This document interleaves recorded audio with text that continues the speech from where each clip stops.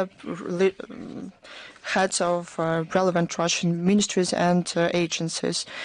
During the event, the Commission will discuss a wide range of issues of development and strengthening of the Caspian cooperation in various spheres. On May 23rd, Minister Lavrov will participate in the conference of high level under the auspices of the Diplomatic Academy of MFA of Russia. It is expected to be attended by representatives of the friendly embassies as well as international organizations accredited in Moscow. During the event, a representative of Russian authorities and experts will discuss the economic, ethnic, cultural, and other peculiarities of Russian southern regions. We hope that this conference will help contribute significantly to the realization of identity and meaning of the southern Russian regions to the history of Russia.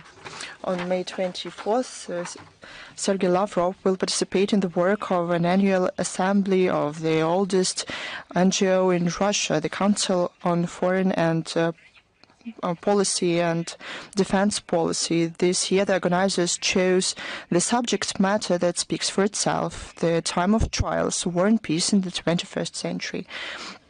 This council unites the researchers in international affairs, diplomats, economists, and members of the military. This platform discusses the relevant issues of Russian international agenda. Our ministry highly regards the constructive relations with the leadership of the Council. And the Minister will share the evaluations of the current stage of the development of the situation in the world. The open part of the speech of Sergei Lavrov will be broadcast online on the information resources of MFA. On May 25th, as you know, the Day of Africa is celebrated. It's an international holiday that symbolizes the unity and the victory of the African countries in the fight for independence. That day in 1963 in Addis Ababa, it was declared that Organization of African Unity will start. Now, good traditions unite, continued by the African Union. Our country and the USSR back then contributed significantly to the liberation of the African nations from colonial dependence, as well as in the establishment of the economy of the young states of the continent and training national personnel. Now, relations with these countries is a priority for Russia. On the behalf of Minister Lavrov, a meeting will be held in Moscow with the Corps of African Diplomatic Corps on May 25th, 27th, 2025. Moscow will see a working visit of Minister of Foreign Affairs of the Turkish Republic. Negotiations with Minister Lavrov have planned.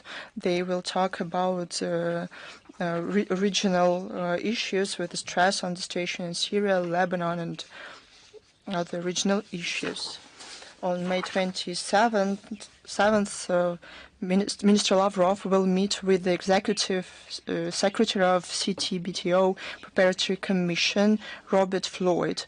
This meeting will help discuss the wide range of issues in the agenda of relations between the Russian Federation and the CTBTO Preparatory Commission.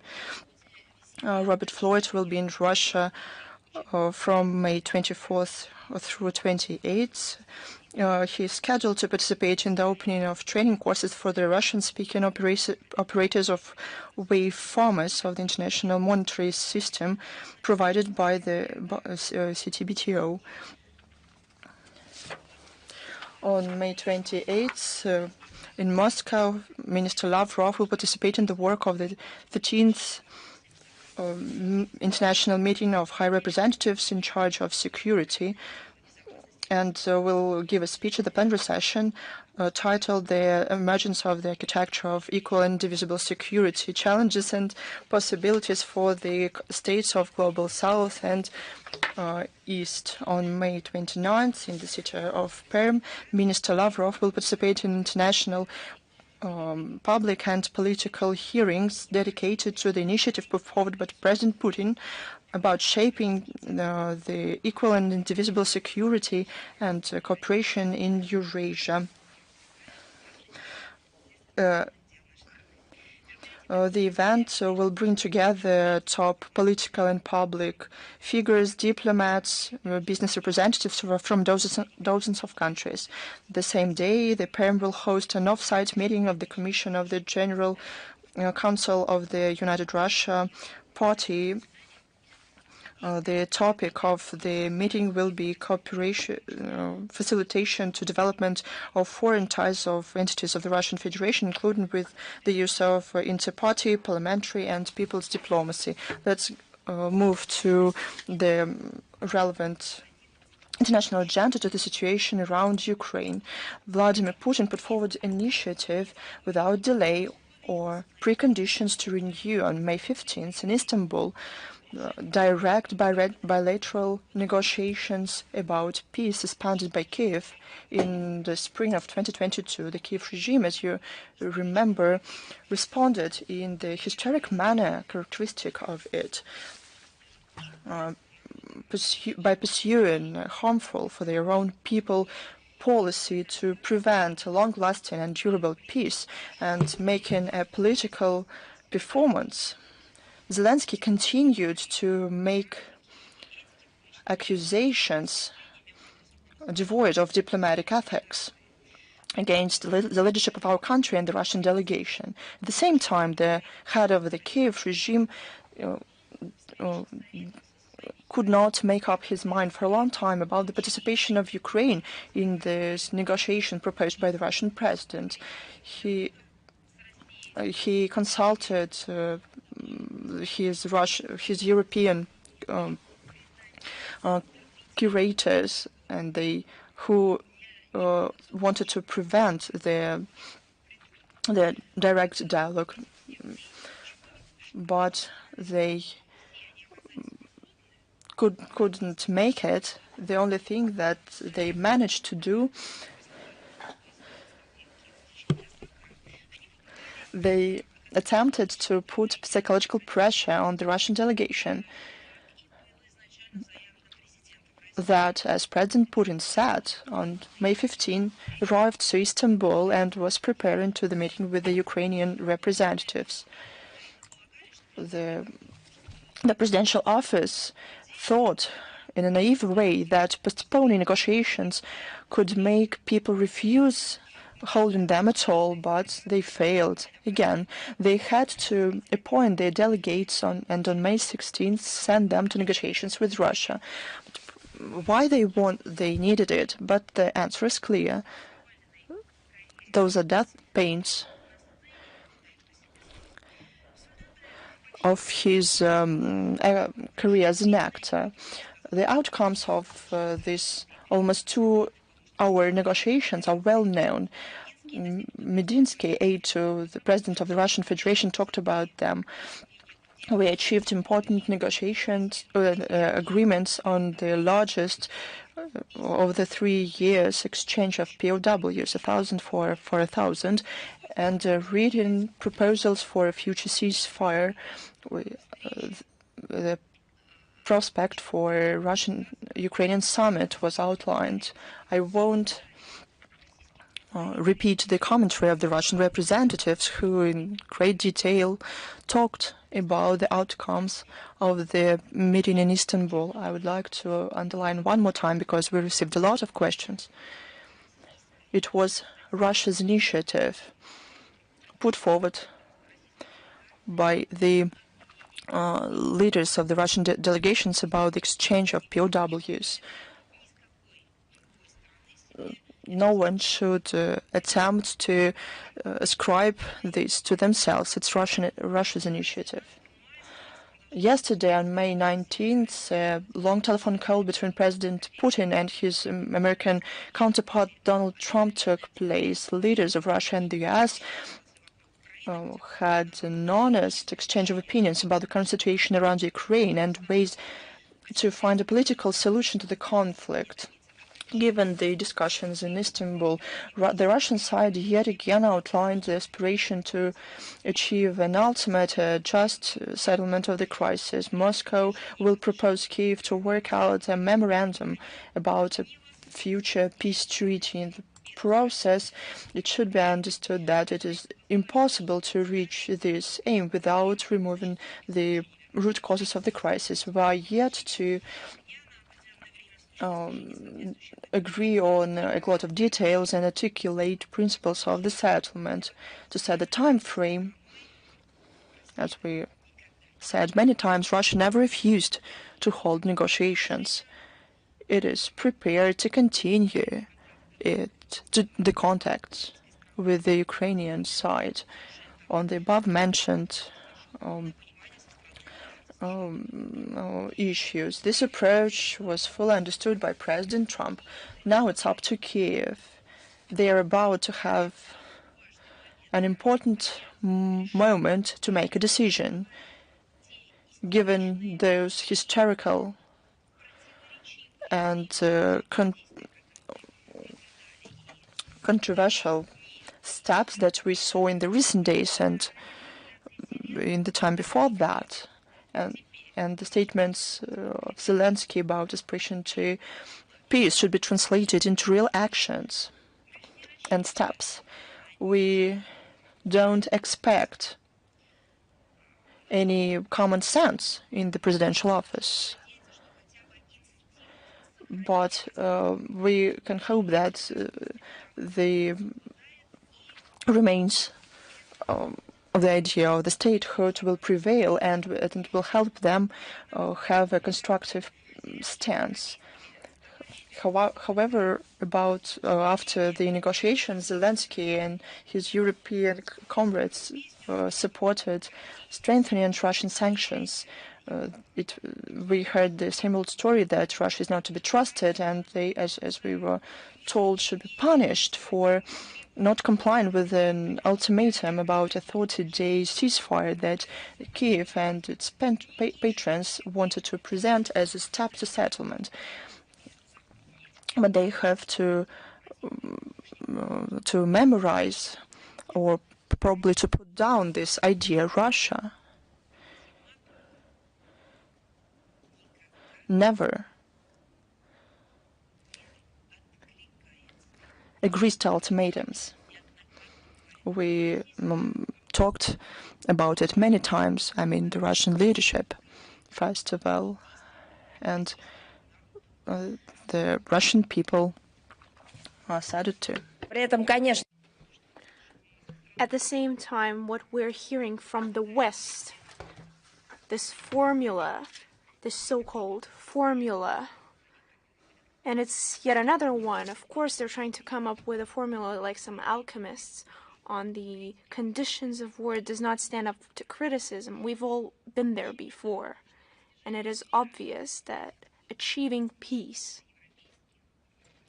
through these Western European means by ultra-liberals is not their goal. They pursue a different goal to provide the Ukrainian armed forces with a respite at any cost in order to restore its military potential and continue the confrontation with Russia.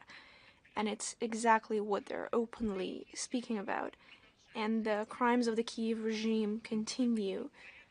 This is back to the issue of how during the war conditions it's impossible to hold negotiations. But who is exactly prolonging this war? Who is committing daily crimes against the civilians? They need to remember this in Paris, in Berlin, in London, in the collective Brussels. And I will help them keep that in their memories. On May 14, the Ukraine Nazis launched a drone strike on the administration of the town of Kamenka-Dnipropetrovsk in the Zaporozhye region, injuring 2 employees. On the 9th of May 15th, militants attacked the city of Melitopol 13 times with UAVs. All drones were shut down by air defense, but due to the detonation of one of them, a civilian was killed in a Kimovka settlement. On May 15th, 3 civilians were wounded as a result of an attack by enemy kamikaze drones on the village of Kamensky Hutor in the Barents region. On May 15th, the Ukrainian Nazis launched targeted missile strikes on the Church of the Protection of the Blessed Virgin Mary and the hospital in the village of Totkina, Kursk Region. As a result, the church was burned from the inside and the hospital building was destroyed. Since May 15th, dozens of daily attacks by the Ukrainian armed forces on populated areas and civilian vehicles in Belgorod region have killed 3 residents and wounded at least 14. In the DPR, during that time, at least 6 people fell victim to shelling and UAV raids during this period. 1 civilian was killed, 4 civilians were killed, and 4 were injured in settlements of Kherson region. Apartment buildings and other civilian objects were damaged. On the night of May 15th, as a result of an attack by enemy drones in the village of Shangar, a modern medical outpatient clinic serving 2,000 people, including 250 children, was completely burned down. So who is exactly continuing this fight?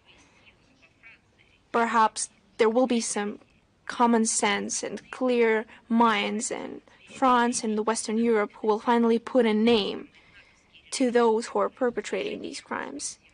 This is the fault of the crime who is sponsoring the Kiev regime. It's their arms, it's their financing that is used against the civilians, civilian infrastructure. And these are targeted attacks. But for all that comes punishment. And it's not postponed, but it's happening based on the legal basis, on the work of law enforcement agencies right now.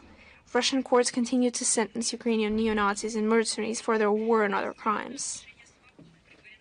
Oksana Shevchenko, who was detained by Russian law enforcement in 2024, has been sentenced to 10 years in prison. On the assignment of the SBU, she participated in the preparation of an assassination attempt on the head of Crimea, Sergei Aksyonov, in 2023-2024 with the help of a radio-controlled explosive device.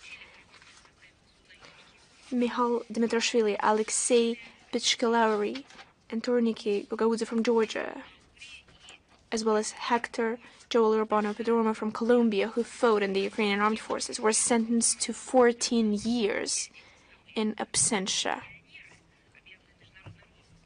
And all these so-called legionnaires are on an international wanted list. Anton Frolkin and Andrei Shulgan, Ukrainian armed forces fighters detained earlier by Russian servicemen, were sentenced to 15 years in prison. Viktor Kirpichenko, Alexander Primachuk, Denis Pisachenko, Sergei Shapoval, Anton Borymsky, and Dmitry Yeremev, who blocked settlements in Kursk region and prevented the evacuation of civilians, were sentenced to 16 years in prison. It was established that Frolkin, Shulgan, Kirpichenko, Shapoval, Borymsky, and Yeremev repeatedly opened fire on civilians who tried to flee. They opened fire to eliminate them. The investigation into the mass murder of civilians by Ukrainian neo-bandits in the village of Ruske Porechny and Kursk region continues. At the moment, it has been established that 24 people were killed in this village, and some of them had been tortured before death.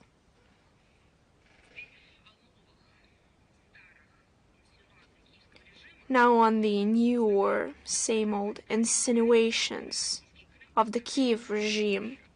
The Kiev regime does not abandon its attempt to form a parallel reality in which the Russian Crimea is presented as occupied and in need of liberation. In his May 18th address on the occasion of the 81st anniversary of the deportation of Crimean Tatars from Crimea, Zelensky once again did not refrain from his usual line of rhetoric, drawing ridiculous parallels between the tragic events of 1944 and the Russian Spring in Crimea and Sevastopol in 2014. Zelensky's lamentations about the torture of Crimean Tatars look hypocritical, especially because this is how he's trying to present it. On the anniversary of the tragedy, Crimea was attacked by at least 4 Ukrainian aircraft-type UAVs. What is this exactly? Are those the representatives of the nation that the And were those representatives of the nation absent there? On the one hand, Zelensky is crying about their hard fate in the historical context. On the other hand, right now, looking back on the past, he's putting forward criminal orders using UAVs against the civilians. And of course, among those civilians are representatives of the Crimean Tatars. Fortunately, those attacks did not harm civilians. They were shut down by Russian air defense assets on the night of May 19th. 26 enemy drones were destroyed over Crimea. This is how the Kiev regime supposedly cares for the Crimeans that it intends to liberate. In fact, the Crimeans have long liberated themselves by openly expressing their support for joining Russia in the referendum of March 16, 2014. That was their true liberation from this horrible oppression, from this ideological slavery. I would like to recall that 96.77% of the participants in the nationwide expression of the will of the people, with a turnout of 81.36%, voted in favor of reunification with Russia. This was a real boon for all ethnic groups living in Crimea. The Russian presidential decree of April 21st, 2014 on measures to rehabilitate repressed peoples and state support for their development put an end to any speculation on the national subject in the Crimean context. Careful attitude to the national traditions, respect for cultural heritage of all peoples without exception is the basis for the development and prosperity of the peninsula. Would you like to see it for yourself? Please feel free to come to Crimea and see it for yourselves. This is how you should get your picture, not from Zelensky's nonsense. And Zelensky's regime fiercely fights against their own history. I've just drawn an example, and there's another one. They fight against historical memory, including that of their own heroes, of the glorious sons of the Ukrainian people in Kharkiv. A memorial plaque was dismantled in honor of Soviet military commander Pavel Simonovich Rybalko. Who was it? That's a native of the Kursk region who participated in the liberation of Ukraine from the Nazis. In every sense of the word, he's the heroic son of Ukraine. In Kiev, the Benderites demolished the head of the monument to Ivan Vladimirovich Michurin, famous Soviet biologist and breeder. In Odessa, they smashed the memorial plaque in honor of General Leonid Bocharov. Who is Leonid Bocharov? Do they know who that is? He participated in the defense of Odessa and Sevastopol. The criminals carried out their nefarious deed at night. Of course, because they wouldn't dare do it out in the open for everyone to see. In Akhtarka's Sumy region, they destroyed a memorial inscription on a monument in honor of the heroes of the USSR who liberated Soviet Ukraine from Nazi invaders. The mass media reported that the authorities in Irpin, Kiev region, were preparing to destroy the mass grave of Soviet soldiers who fell for the liberation of the Ukrainian SSR from the Nazis. And now I'm referring to the mass media who are reporting that the Kiev regime is trying to approach the eternal flame as well. Well, they have long put out the flame of their conscience, so now they're daring to attack the flame, so there's no more reminders. The Ukrainians repeatedly demonstrate what an infection it is, their true nature. However, it will be preserved. Monuments and memorial sites will be restored, and the perpetrators of these crimes will receive the punishment they deserve. These facts once again confirm the urgency of the special military operation to denazify and demilitarize Ukraine, as well as eliminate the threats emanating from its territory. And as the Russian leadership has stated, all these goals will be achieved. we've received a lot of questions on the presidential elections that took place in Romania. And of course, we would like to just simply state that this is the matter of Romania. Of course, it's important that those anti-Russian forces do not appeal to the Russian side, but since they bothered us, then we will respond. On May 18th, 2025, of course we would say that it was the elections, but it was a true theatrical piece of electing the president of Romania, because it started back in 2024. So these so-called elections, or these theatrical piece around holding the elections on the president of Romania, has taken a lot of time. It was full of scandals, and in the end demonstrated the catastrophic shoot of the trust of the population of this country toward their current authorities, towards the policy of strict following of the directives from the Brussels against national interests. The results of this course speak for themselves: deep interpolitical crisis and the polarization of the society. But once again, these theatrical pieces demonstrated another issue: crisis in Brussels itself. Even when children understood that something was wrong with Romanian democracy, when they revoked the rounds of elections that had already taken place, when they tried to get rid of competitors, when against legally binding conscriptures they introduced new novellas, the collective Brussels continued to put a farce that everything was okay. And even when the elder brother, in the face of Washington, delegated to the Munich conference on the matters of security, and said to the younger brother in Brussels, this was shameful, and the collective Brussels found nothing wrong with it, to once again admit the presence of severe problems on the territory of what they call the European Union. And of course they did all that in vain, because they've just made fun of themselves and shameful efforts of the Bucharest leaders to blame their own faults on Russia, firing off accusations against our country on interfering with the elections process. Not only are they baseless, they provoke nothing but laughter. We cannot fail to remember the results of the last year first round of elections under the made-up pretext. And we cannot forget the limitation on putting forward the candidature of the victor of the first round. So these are not our issues.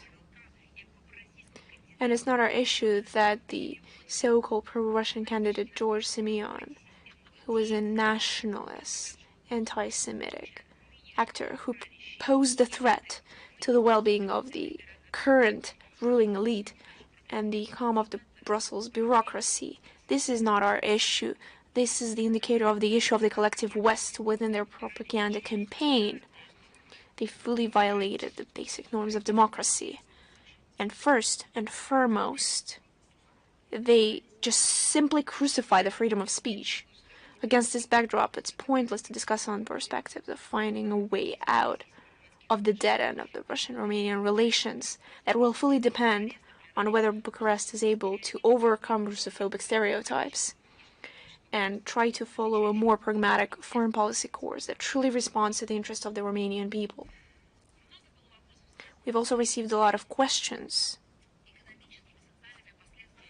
on the economic and social consequences for the European Union countries if they denounce the Russian energy sources. Practically every day, Brussels and other Western European states bring up this subject. Of course, we receive such questions regularly, so I would like to propose a complex response. As you know, on May 6th, the European Commission put forward some kind of roadmap on the EU's refusal to purchase Russian energy carriers by 2027. This is their plan. This is the continuation of their self-destructive line. And those are the Western European words that the European bureaucracy picked in 2022 within the plan Repower EU, and by 2027 they plan to fully stop purchasing Russian energy goods, oil, gas, or nuclear energy. And no matter how it sounds, over the decades, stable supplies of arguably cheap energy sources have provided the energy security of Europe, have supported its competency, its economical competency, and provided the growth and well-being of the population. And the European countries remain large purchasers of Russian gas. According to the data of the European Commission in 2024, they bought 52 billion cubic meters. On the information of the European Analytical Center Bruegel, the import of the LNG by the EU in January-February this year has amounted to 3.92 billion cubic meters, which is 5% higher than the similar period in 2024. And in February this year, they've hit a record on supplying through the Turkish stream around 1.5 billion cubic meters, which is 26% higher than yearly measures. Considering our traditional historical ties in the energy sphere, Europeans, against any common sense and economic profit, are following self-destructive line of policy. Once again, so that no one has any suspicion that these are nothing but statements that are not backed up by any data or figures. Allow me to pull up the statistics. Anti-Russian EU sanctions are striking the social-economic well-being of the European states themselves. Due to renouncing the Russian energy sources, the European zone is seeing the economic stagnation. In 2024, the GDP growth has only been 0.9%. On the prognosis of the European Central Bank, the same figures will be present in 2025. For the period from 2023-2024, the decrease was around 60%. The competitiveness and profits also decrease among the enterprises, and they also influence American companies across the Atlantic. It's because the European companies need to pay 2 times more for energy than the American companies. And no one can ask an obvious question in these countries. Why do those leaders, the regimes elected by people, maybe not through direct elections, but via some political constructions, they were elected in order to support and stimulate national interests, and mainly the peoples of their countries, primarily business interests, because these are market economy countries for whom it's of primary importance. Why have they done their best in order to literally destroy their own businesses in their own countries? By increasing energy prices, colossal economic losses. And I will reply to that question. Why is it not asked? Because in a whole number of countries, we have just quoted an example of Romania, and in other European countries, the freedom of speech is just being destroyed. It's not allowed to make statements, and people are labeled, people who are trying to ask questions, and if that doesn't work, they just go to media outlets, they go to their homes and declare them illegal. That was the case with the media outlet correspondents who came to Russia, and with the question of Nord Stream supplies being renewed. And when they got an answer to their question that it's possible to do that in around 3 weeks, if there is an agreement and the necessary political will, they just came back with that response to the German audience. They published this response, and literally the next day they were declared illegal. They were prosecuted. The real hunt for them began. Real harassment. And Commissioner for the European Green Deal, Maroš Šefčovič, said that the energy crisis cost €1 trillion, astronomical sum for the European economy. Now these numbers are irrelevant.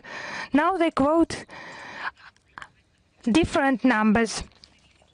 The losses are estimated to be €1.3 trillion. In the roadmap itself, the roadmap to quit Russian energy. Those Russian energy supplies to the European Union, quitting them, it cost around €245 billion. It was not stimulating businesses and not even building their own alternative nuclear power plants, for example, or some other ways,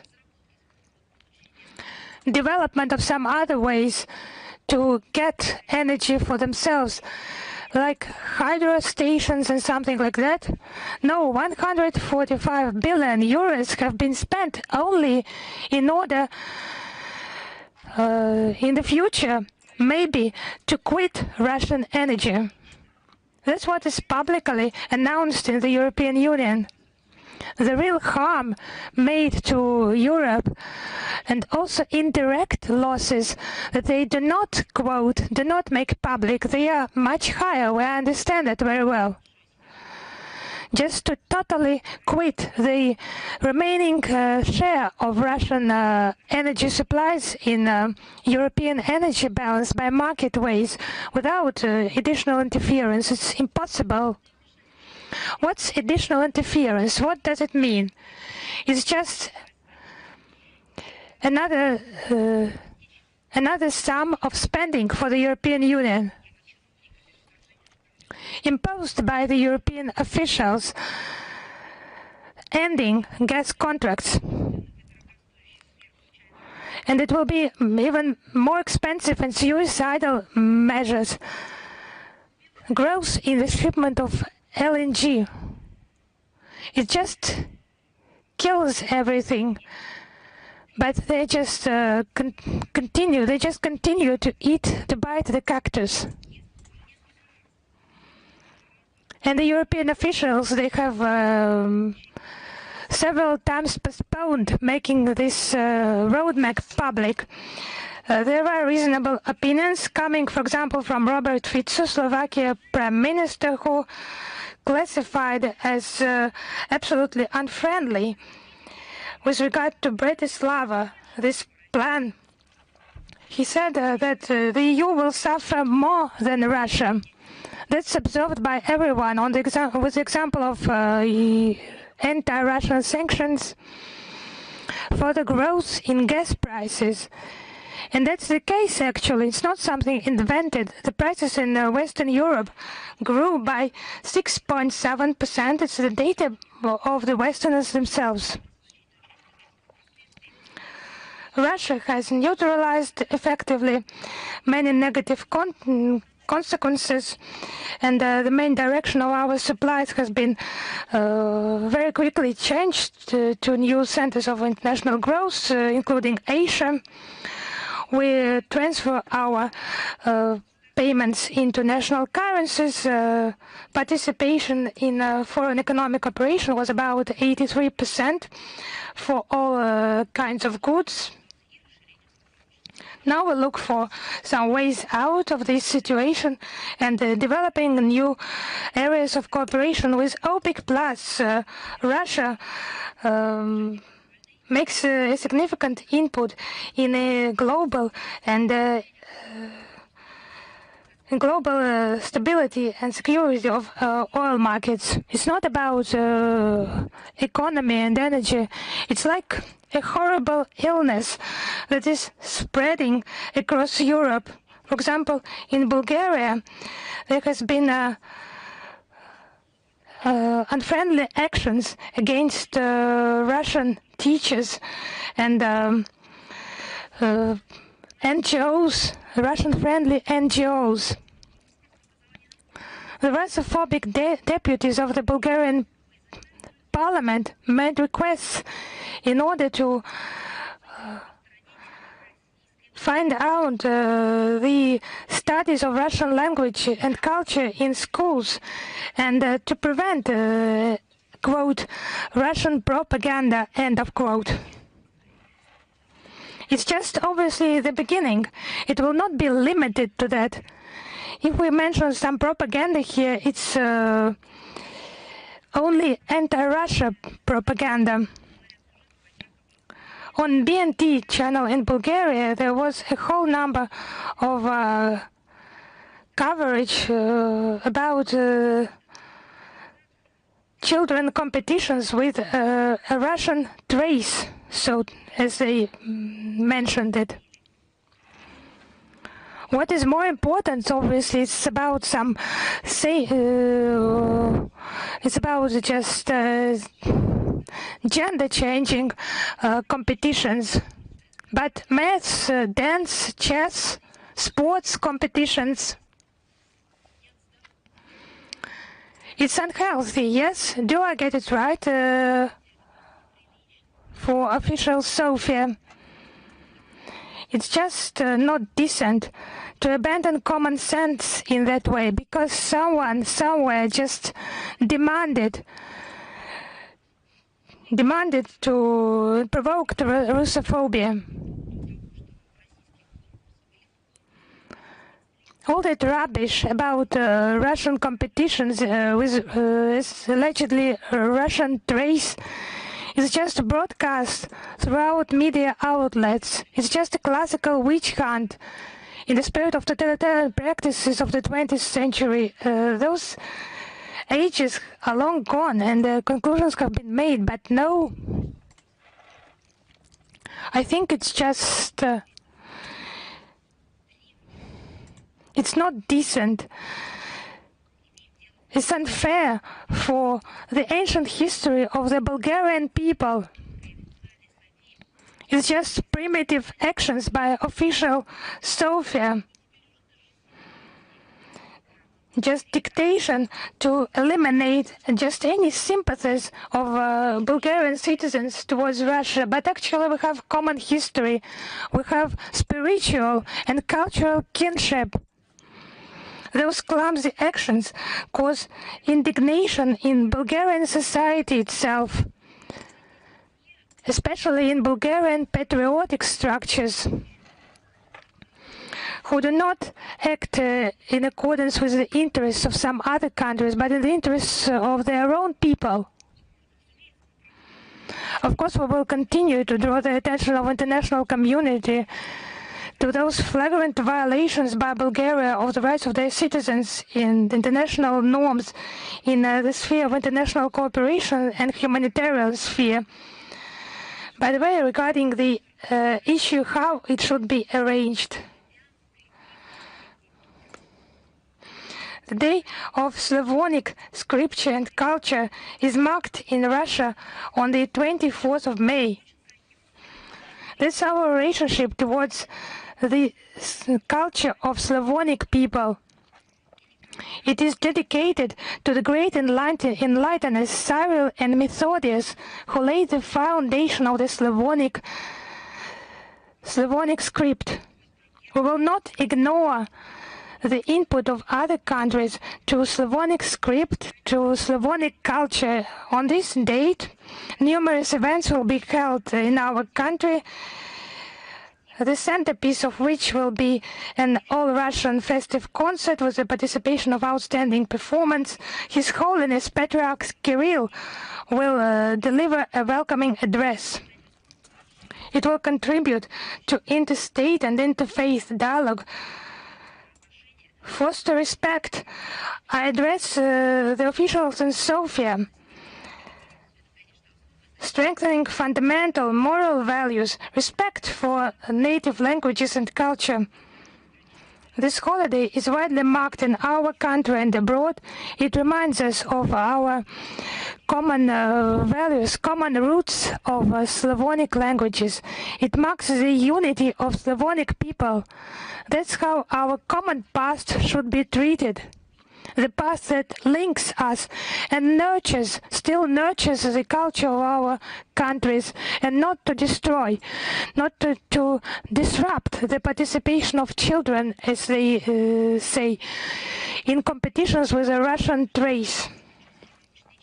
In St. Petersburg, on the 22nd and 23rd May, the 23rd International Likhachov Scientific Conference will be held. Those Likhachov readings were founded by the Russian Academy of Science, the Russian Academy of Education, supported by the Ministry of Foreign Affairs of Russia. 1,500 major Russian and foreign scholars, politicians, public figures, church hierarchs, well-known figures, writers, journalists, and representatives from 57 countries. It's about the major trends in the development of human society, transformation of world order, and of course the role of education. Now it is about the transformation of the world order, problems and prospects. Within the framework of the Likhachov conference since 2008, there is a diplomatic program about the international dialogue of cultures attended by ambassadors from foreign states, and discussions about the issues, the relevant issues. Now the important anniversary regarding the relations of the Russian Federation and the Kingdom of Cambodia, the joint declaration on the principles of friendly relations. Our states have a broad, progressively developing political dialogue, trade and economic cooperation, growing humanitarian ties. Russia and Cambodia successfully cooperate on international and regional platforms. The rich experience accumulated during the last decades will further strengthen cooperation, mutual exchanges for the benefit of our countries, for stability and security in Asia-Pacific region and the world as a whole. One more important event, the EAU decision, the 24th of May, is marked as the EAU Day. It's based, this organization is based on respect for the interests of every participant. The countries participating in the EAU have reached a lot of results, like strengthening domestic markets, cooperation and transport, logistics, industry, agriculture, energy and food security. The EAU has become a major player internationally. It includes a network of international contacts, free trade agreements with Vietnam, Serbia, Iran, and a non-preferential agreement with China, and more than 80 memoranda of cooperation through the Union's supranational body, the Eurasian Economic Commission. Work on concluding trade agreements with Indonesia, the UAE, and Mongolia is at the final stage, and there is cooperation with Uzbekistan, Cuba, and Iran. And of course, we congratulate on the coming EAEU Day, and we thank colleagues from the Union countries and the Eurasian Economic Commission for fruitful cooperation, and we further aim at strengthening the integration economic potential for the benefit of the population and businesses of our countries. And now I am ready to answer your questions. Is международная жизнь with us? International life? Yes. Hello, Madam Zakharova. If possible, could you speak up? Yes, I hear you well. We have mentioned elections in Romania, but I would like just to make one clarification. There is one detail here. How would you comment on the Telegram founder statement Pavel Durov regarding an attempt of French authorities to influence the outcome of the elections? Yes, we have seen those comments. Such attempts just to admit that or just to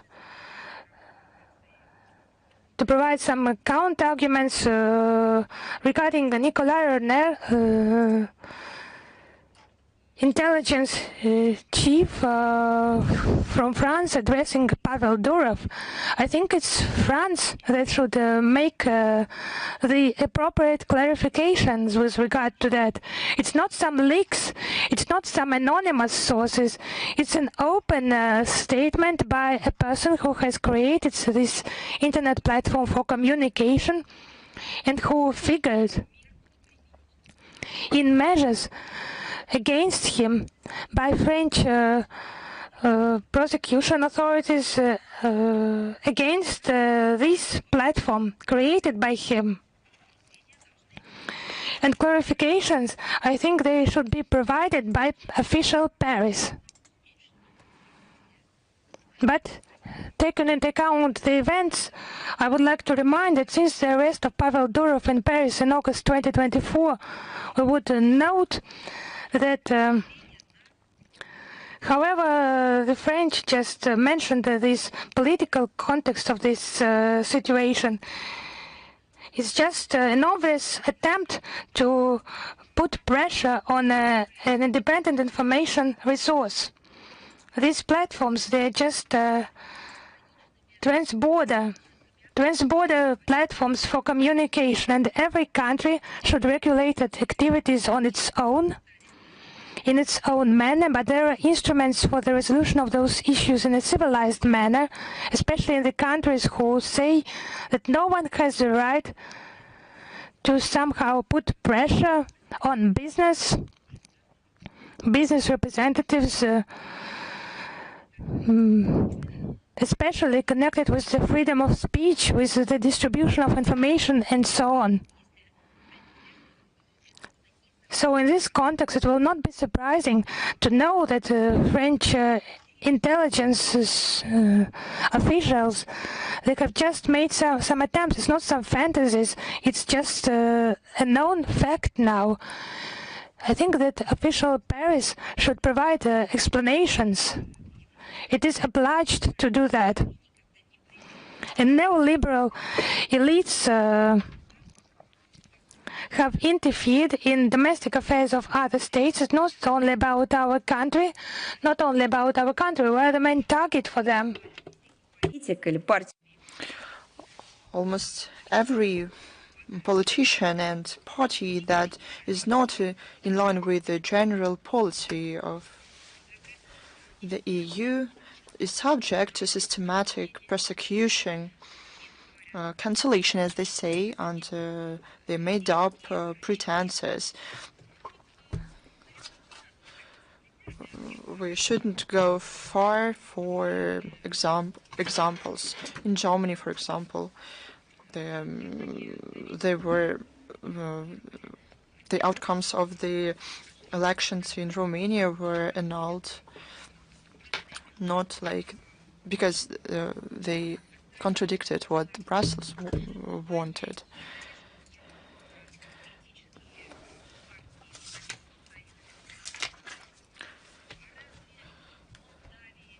Isn't the situation in Moldova the same? Politically motivated arrest of the head of Gagauzia, Yevgeny Agusul, continues this list.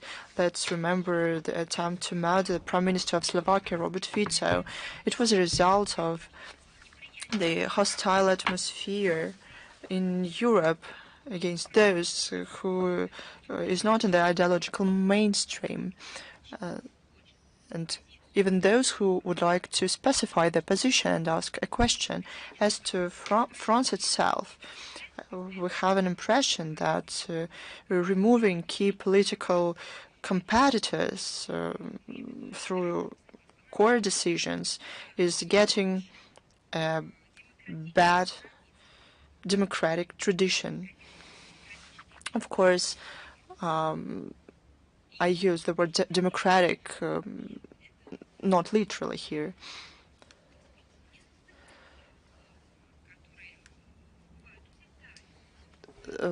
There are situations that they can happen everywhere, but political competitors have removed in France in particular, and in this country those cases are rubber-stamped. We mean the current leadership and former political actors who occupied various posts. So the competitors couldn't claim anything in future. No, the case with Strauss-Kahn was a very vivid example. The examples of abusing of democratic norms by the French are published more and more often. You don't have to wait for decades to know this information. The international community has an opportunity to draw conclusions what the lessons of democracy by the French worth. The same applies to the statements from Paris against other countries. Let them answer to all the questions that were asked publicly. Oh, and I have one more question.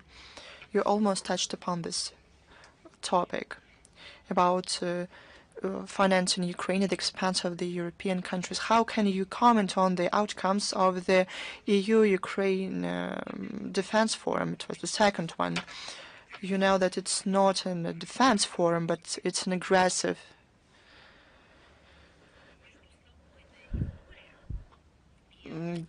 get-together, and it's not the only one. It's one of a set of events. It is generated by the leadership of the EU to keep afloat the tools like the Kiev regime and to use it against Russia.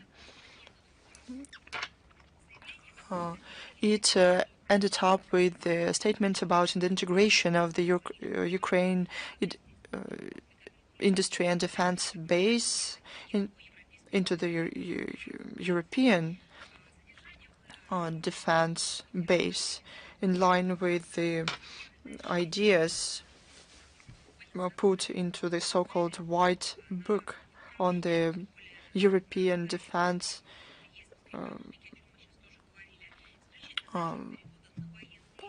prepared in 2030. They use cheap defense capabilities, and the policy of the EU to force militarization of the EU to the detriment of the people of this association. It is obsession of the EU with destroying everything aimed at political and diplomatic settlement, not only around Ukraine. It's the situation in the center of Europe. It's an obsession with refusing finding ways out to settle the Ukrainian crisis. It's some kind of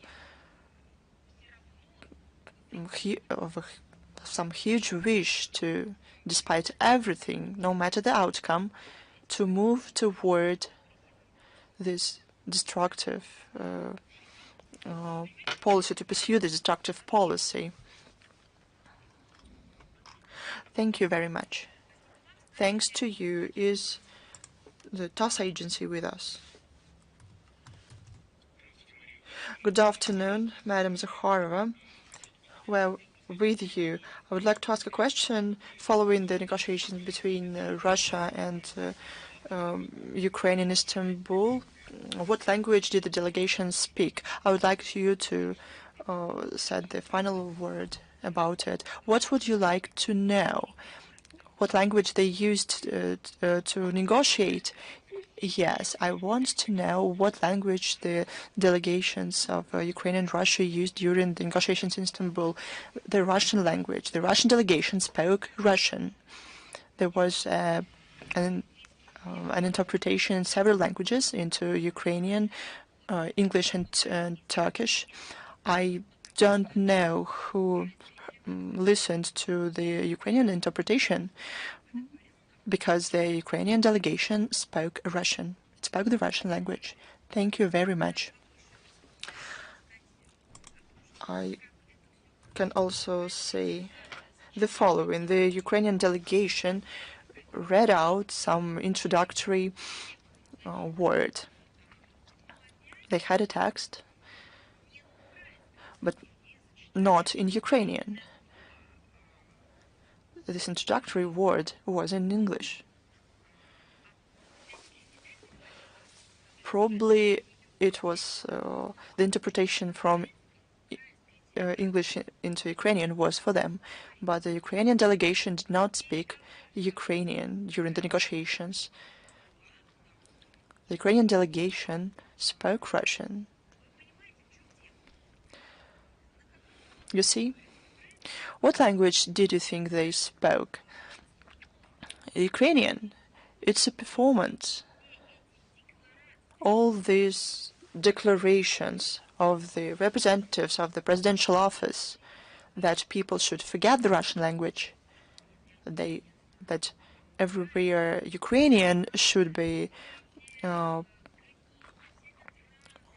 used, and the persecution of Russian in schools, universities, and public spaces, the generation of the content on the internet and everywhere, those are only reasons to make fools of the people in Ukraine, like they did when they spoke how good it would be for them in the EU. They only wanted to refuse interaction with Russia. It's the same story. During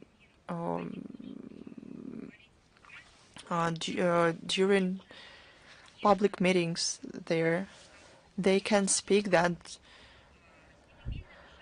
the leadership of Ukraine moves towards this, but they are moving towards the countries where they hit what they stole.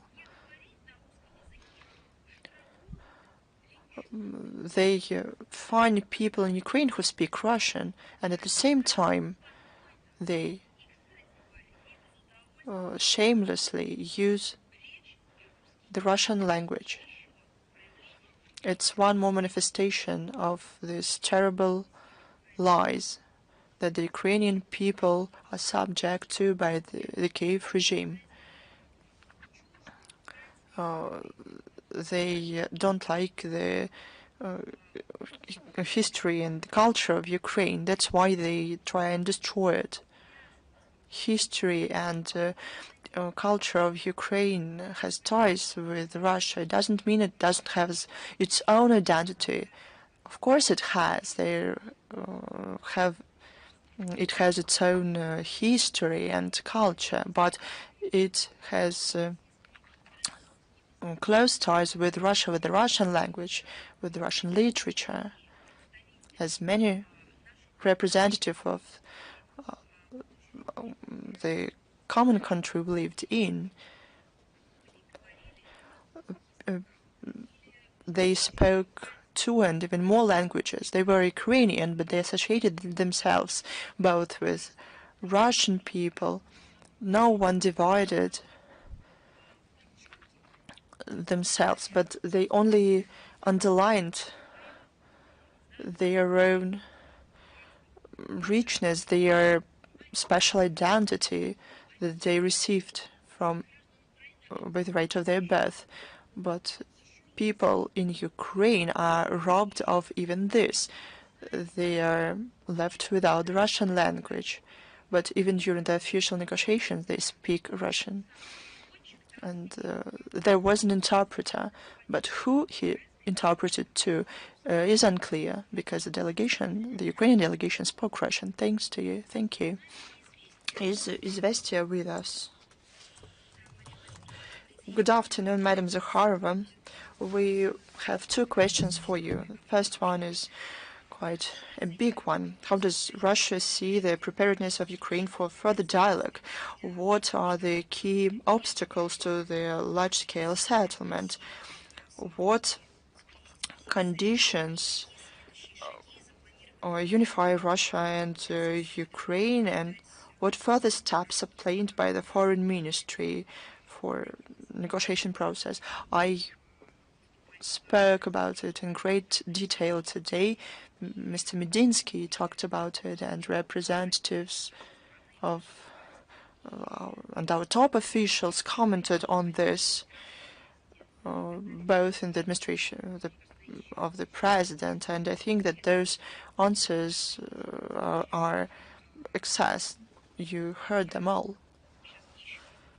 I'll tell you one more time. I talked about it, but I'll repeat myself. It is important to implement what we managed to agree on in Istanbul on May 16th about the biggest over the 3 years exchange of POWs, 1,000 for 1,000, and the written proposals for a possible future settlement process. Given this, we'll make further steps. Thank you. One more question. The Israeli army started a large-scale on-land operation in Gaza. How does Russian MFA evaluate these steps? Can this escalate the conflict? According to the information we have, Israel started more active actions in Gaza. We see more bombings that led to more victims among the civilians. Over the last 3 years, about 300 people were killed in the enclave. We are disappointed with the decision of the Israeli authorities. This will mean more people killed in. We state publicly many times that the settlement of the situation in Gaza is possible only through political and diplomatic means. For this, humanitarian aid in Gaza should be ensured. This will help settle the Israeli-Palestinian issue on within international law. We work on this bilaterally and in international organizations, first of all at the UN. Do you have any more questions? No. Then let's move on. Thank you. Is news.ru with us? Good afternoon, Madam Zakharova. News.ru. I'm Mikhail Rosen. We have 3 questions today. The upcoming week will be decisive for the future of Ukraine. That's what Ursula von der Leyen said during the negotiations with U.S. Vice President J.D. Vance. You rarely agree with the head of the European Commission, but probably you can agree on this with her. What factors, in your opinion, will define the fate of Ukraine? You know, I would like to just to say this. Am I right that Ursula von der Leyen said that that next week will be decisive for Ukraine?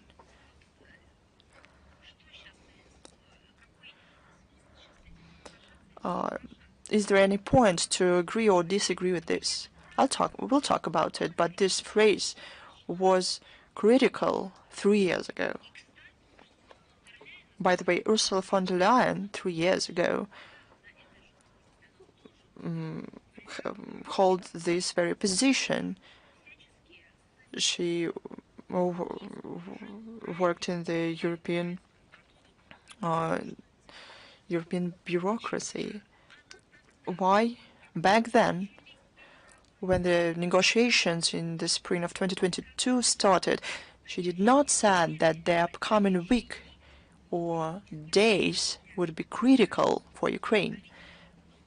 But it was true back then, because first, they could encourage the negotiation process, but what did they do, including Ursula von der Leyen? They talked the Kiev regime out of it. They didn't talk about a negotiation table, about diplomacy. They talked only about a battlefield. And those who is stronger will be right. When Boris Johnson came to Kiev and made Zelensky to refuse the negotiations in the spring of 2022, where was Ursula von der Leyen? She could say that it was the European continent they talked about, and it was critical to continue the negotiation process. But she did not say that. But she's a fiery woman. She can respond to anything. She has an opinion on everything. But she did not say that because they hoped for another outcome. They wanted to inflict a strategic, as they make up, a strategic defeat on Russia. That's what they thought about.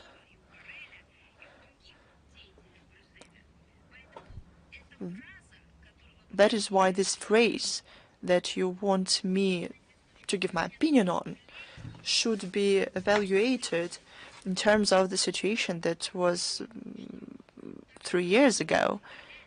Back then, Ursula von der Leyen should have said everything she could so that the negotiations continued. And all this agreement that were almost worked out in Istanbul with the political will of our country would be implemented. But the plan was different. Now about today.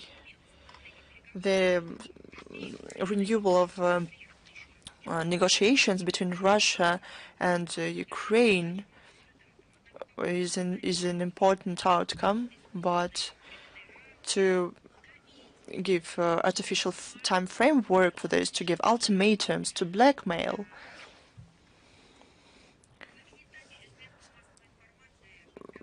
to create hype around it is counterproductive. So once again, I don't think it's necessary to agree with this wording for the exact same reason I've just mentioned. These words should have been said 3 years ago. And secondly, right now, we need to support the process itself and the implementation of what the sides are agreeing upon, not back one side or bringing Zelensky over to one corner, whispering something to him between the tissues of paper and sugar as for the future of Ukraine. Unfortunately, the country has long lost the ability to make important, even necessary decisions, because now, for many years, not just years, for many decades, those decisions have been made for the Ukrainians, have been worked out even by those who are truly in charge of them, those who dictate to the Kiev regime how they should behave, who specifically dictate the course of Ukraine when it comes to internal and external policy. 3 years ago, Russia and Ukraine, after the negotiation process, have come close to reaching a peaceful settlement. But there is an important nuance here. Back then, the situation on the ground was different. And back then, Ukraine was capable of preventing their loss of territory because the negotiation process had been launched. But after the interference of the former British Prime Minister Boris Johnson, Kiev refused to make any independent steps, has continued fighting, has renounced dialogue with Moscow, has continued fight until the last Ukrainian. And what has it resulted for the Kiev regime? You can see how it turned out for Ukraine. Whether anyone has learned any lesson from it, it's hard to tell, but I believe we will see it in the near future. Thank you very much, Madam Zakharova. And if you will allow one more question. State Secretary of the U.S. Marco Rubio has warned that the Congress in the nearest time could exert further pressure on the anti-Russian sanctions if there is no progress on Ukraine. He also added that this initiative has significant support in both chambers of the American Parliament. Is the Russian MFA considering this statement as a threat? You see, we are taking note of all the statements coming from the high-ranking U.S. officials, and I believe that the current U.S. administration, there are clear minds in there, and they understand that pressure and blatant threats to Russia are counterproductive. They will bring no result. And history has proved it time and time again, even in the recent years. After the long pause, the Russian-U.S. contacts are restoring. Since Trump's inauguration, there have been 3 phone conversations of the leaders of our countries, which demonstrates mutual interest, even in the face of current disagreements, which is productive for interaction. And I would like to go back to your phrase. You've mentioned that Rubio warned on more severe sanctions if there is no progress on Ukraine. Is it possible for them to work out the same line of work when it comes to Boris Johnson? Because it has been proved, and it's now a well-known fact, that Boris Johnson undermined the progress on the Ukrainian resolution. Everyone knows it. So could they maybe work out a similar line of action against the person who truly undermined the negotiations on Ukraine? Who was behind Boris Johnson? Whose point of view he presented to the Kiev regime? Those details could be worked out, but the fact that it was him and that the Kiev regime has folded the negotiations at his order is as clear as the fact that under Biden's pressure, Zelensky has prohibited having negotiations with Russia, which fully undermined progress on Ukraine. So perhaps Congress could include them in the list of those against whom they could take subsequent measures. These are the people who truly undermined the peaceful resolution of the Ukrainian crisis. Russia in no way committed such acts. In 2022, we responded to the call on negotiations. Before that, 7 years, we've asked to implement the agreements, the Minsk agreements, and before 2014, we've talked how should the West continue to put forward their rhetoric on Ukraine, then Ukraine will be split in 2. Every single time we mention what exactly needs to be done so that the situation does not aggravate. And then we continue to help people rectify their own mistakes. If you have no further questions, moving on. Madam Zakharova, I'm sorry, we have one more question, if you will allow. A few hours ago, we've received notice that for the visit of the Minister of Foreign Affairs of Lavrov and Yerevan, the activists have put forward a flag in the Kiev region insulting the President of the Russian Federation, and they've seen these flags in other spots as well. And some of the MPs of the Armenian parliament have supported it. Please, do you know how many people work in the American embassy in Yerevan? Do you know the exact figure? I don't know. Perhaps an estimate. You could guess. How many people are in an embassy? Several dozen. 2,000. So apparently some of them have still not realized that they need to stimulate the Russian-American relations instead of undermining Russian-Armenian. So apparently someone is residing in the US embassy following the old guidelines. Perhaps someone has still not run out of money allocated through US aid, which was exactly in charge of projects like these. So as fully as they've put up those flags, they can take them down. We have an extensive agenda with Armenia on all areas, not just for discussion, but for practical implementation, for practical work. The fact that a lot of those from the minorities do not like it, we are also aware of that. So we are devoted to our constructive agenda. And we perfectly understood this nature, that it was paid for, that it was perfected in many corners of the world, in many countries of the world. Perhaps they should try doing some good on the US aid allocated money to create something, to build something, to overcome a crisis. None of that, unfortunately. That's all they can do. And for that, you don't need a big brain. Thank you very much, Madam Zakharova. Thank you. Moving on.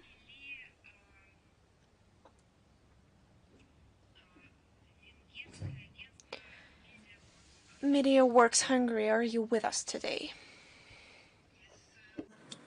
Thank you. Good afternoon, and thank you the possibility to being here. I have only one question. That does the direct communication between President Putin and President Trump have a direct impact? Вы знаете, вы не могли бы уточнить? Excuse me, could you please detail what exactly you're asking? Because you have a very wide phrasing and not clear phrasing. Could you specify specifically what you're trying to find out through your question? Direct communication between president and president. Does it have direct influence? What exactly? Direct impact, that is it better for the peace talks, sort of peace negotiation? Are there any direct impact for this? Мне сложно представить, я правда, честно говоря, не знаю. I'm sorry, it's hard to imagine for me. Perhaps we've learned the hard lessons during the Biden administration, who had no direct influence on any processes in his own country. But I think that the current US president is more than actively analyzing and understanding the situation around Ukraine. It was part of his electoral campaign, the resolution of the situation in Ukraine, and this is part of his active international steps during the very first days following his inauguration. And as for the Russian president, both the situation around Ukraine and negotiations with his foreign colleagues are being conducted with clear outset of implementing the agreements that the sides have been discussing. So it's quite surprising that you pose such a question, but when it comes to the President of Russia, Vladimir Putin, and President of the US, Donald Trump, considering the fact that both presidents are truly, sincerely aware and they're continuously talking about the necessity of resolving this situation. So it's clear that there will be direct influence on this. They're making orders to their employees, to their administrations, to their diplomats. They're putting forward proposals. They're hearing out reports. So I don't think I can take on a competence to comment on that. But it's such an obvious fact. It's such a well-known truth for the Russian side that the only thing I can do to answer your question is, and I think that yet another proof of what you're asking about is that it's the US President Donald Trump who mentioned the necessity of eradicating the root causes of the crisis. Not just the surface vision of the situation, but truly going in deep, understanding the situation in depth. That's yet another proof that there is direct influence. I don't know, perhaps it's something getting lost in translation and you're trying to suggest something else, and then I can forward your request to the President administration. But I would like to recall, and I've already spoken about it, it's a well-known fact, but to support my response, that it was the initiative of the Russian president on holding direct talks with the Ukraine and sending by the Russian president of the Russian delegation to the talks that took place in Istanbul, and the daily commenting of the situation by the head of state clearly showcases that there is direct influence, is evident. Спасибо вам. Приходите еще. Thank you very much. Please come again. Is Almayadin with us today? Yes. Good afternoon, Madam Zakharova. Can you hear me? Yes, I can hear you. President Putin has invited heads and leaders of Arab states to meet on October 15th this year. What is your assessment of the Russian-Arab relations?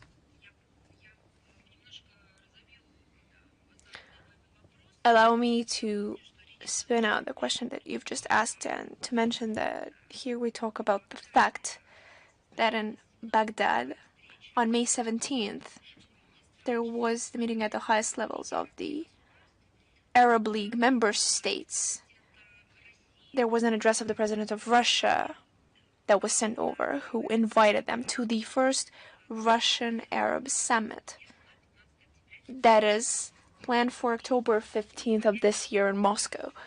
This is just to provide some background for your question. Russia and the Arab world is traditionally linked by the friendly relations. They have been strengthened over the last years. We see firm ties in cultural, humanitarian, and trade areas. At the basis of our interaction with the Middle East and the North Africa on the international stage is the closeness of our points of view and the necessity of finding a just world order based on true multipolarity, on the sovereign equality of states. Following the UN principles of international law, Russia consequently advocates for resolving any issues through diplomatic channels and contributing to finding peace in this region. We support our partners and we maintain close contacts with them. And we believe that the successful outcome of the first Russian-Arab summit in Moscow this year will add a positive impetus to the development of partnership and cooperation between our countries, between Russia and the Arab League states. Thank you. Thank you. Is the Moscow Post with us? Yes, we have only one question today. Estonia has tried to capture the ship that was heading for the Russian port, and the German MFA stated the necessity to strengthen the patrol in the Baltic Sea. what is planned through the MFA line in order to stop the provocations and provide the freedom of the ship transits in the Baltics. You see, we have repeatedly commented on the provocative statements of the NATO states and its member states who try to present the Baltic Sea as their own sea, try to redraw the order of shipping that is enshrined in the international law. And the allies on the Northern Atlantic Union try to impose their own rules that they believe will allow them to control any transportation that takes place through Baltics, especially those that they claim are conducted in the interest of Russia. For example, at the end of last year, NATO have fired off baseless claims and accusations against us on the disruption of underwater lines of energy and telecommunications. And in January of this year, they've launched the operation of Baltic Control to supposedly protect this submarine critical infrastructure. You see, they talk about some imaginary world. They talk about some explosion underwater. Because this was conducted against our joint civil infrastructure, against Nord Stream 1 and 2. This is what should be investigated. This is what should have been analyzed. But why, they say, when they should instead come up with nonsense, appoint a watchguard, and now they resort to active steps against the freedom of world shipment. That's exactly how you should interpret it, against the freedom of international shipment. Last week, they've tried to push out into Estonian territorial waters the ship of the Gazprom flag, which was trying to reach the Russian ports. They didn't achieve any results.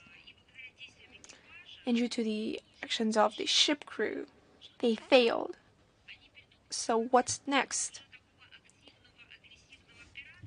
Will they pursue a line of active piracy? Will they try to sink ships? Will they try to spoil it somewhere else?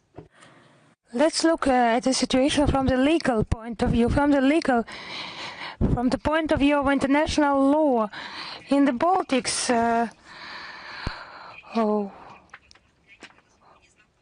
outside the territorial waters of state, there is the freedom of navigation underway, which allows the presence of ships and vessels flying any flag. Any measures to interfere in these waters are possible only based on a specific list of reasons.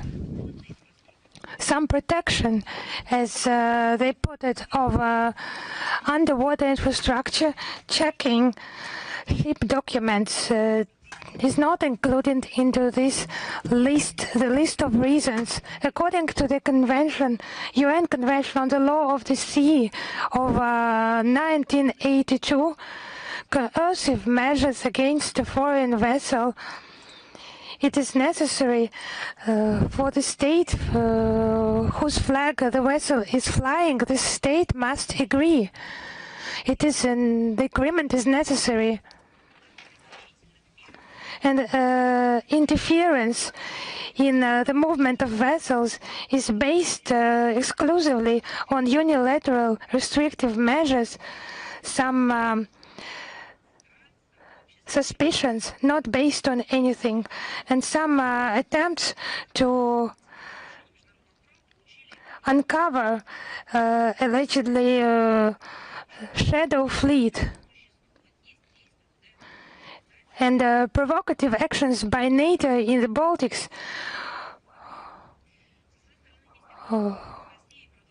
were not accepted by international community and negatively assessed. Our reaction will continue, reaction against the abuse, violation of rights in sea waters, especially if these actions create risks for the security of navigation. Thank you. Thank you. Is Reuters with us? Madam Zakharova, hello. We're here. We have the logical question, a question asked by our colleague from the Moscow Post, and you have just answered that. Yes, thank you. You also have sometimes good mood. Thank you. Is Bolt News with us? Yes, my question was also the same as by the colleagues from Reuters. It has already been answered in detail. It's really a holiday for me. Thank you very much. Is Author I with us? Yes, Author I is here. I have just one question. It's on a different topic. On the 17th of May, the President of Russia, Vladimir Putin, amended Decree number 1478 on the coordination role by Foreign Ministry of Russia in the unified foreign policy line of the Russian Federation on new scope for the Foreign Ministry to report to the President on violations by officials and government employees in the implementation of foreign policy. If that can be made public, what was the reason of these amendments, and does it mean that officials should now agree on the stance with the Ministry of Foreign Affairs of Russia? It would be more correct. The new order will allow to improve coordination of domestic public bodies in our country. This decree has existed, presidential decree has existed for many years on the coordination role of Russian Foreign Ministry in foreign policy of the Russian Federation. Is the major normative act regulating the activities of official bodies and territorial entities, and official bodies should agree upon the actions with the Ministry of Foreign Affairs, the actions regarding international partners, and this order is in place for, as you see, 14 years, yes, and since the 17th of May this year, some amendments have been made. Something new within the scope of the Ministry of Foreign Affairs, reporting on violations of the requirements by this decree, and there are proposals in that regard. Thank you very much. Thank you. If you have no more questions, then goodbye to you. All the best to you. Prosperity to you.